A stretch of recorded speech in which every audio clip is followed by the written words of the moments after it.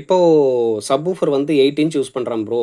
ஒரு 100 watts RMS இருக்குது அப்படின்ற பட்சத்தில் நீங்கள் வந்து என்ன பண்ணலான்னா 2 ஃபெட்டு 2 ஃபெட்டு சப்வூஃபர் போர்டு போட்டாலே போதும் 100 வாட்ஸுக்கு.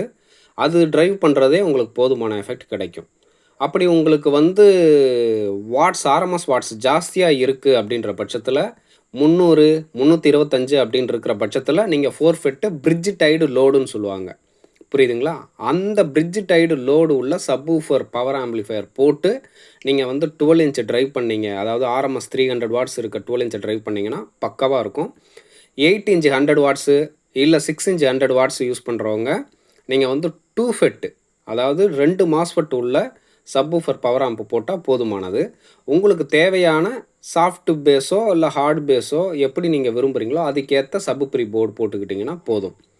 நீங்கள் வந்து தேவையில்லாமல் 8 ஃபெட்டு 6 ஃபெட்டு 10 ஃபெட்டெல்லாம் போட வேண்டாம். ஓகேங்களா? பிரிட்ஜ் டைடு லோடே 4 ஃபெட்டு போட்டிங்கன்னா டபுள் த பவர் கிடைக்கும். 240 வாட்ஸ் கிடைக்கும் பிரிட்ஜ் டைடு லோடில். அப்போது உங்களுக்கு 300 வாட்ஸ் டிரைவ் பண்ணக்கூடிய கெப்பாசிட்டி அதுக்கு உண்டு. அதை கரெக்டாக வச்சு நீங்கள் ஃப்ரீக்வன்சி கரெக்டாக டியூன் பண்ணிங்கனாலே வீட்டில் கேட்குறதுக்கு பயங்கரமாக இருக்கும், பக்காவாக இருக்கும். 6 ஃபெட்டே தேவையில்லை. பிரிட்ஜ் டைடு லோடில் 4 ஃபெட்டு போட்டு நீங்கள் கரெக்டாக டியூன் பண்ணிங்க ஃப்ரீக்வன்சினா அட்டகாசமாக இருக்கும்.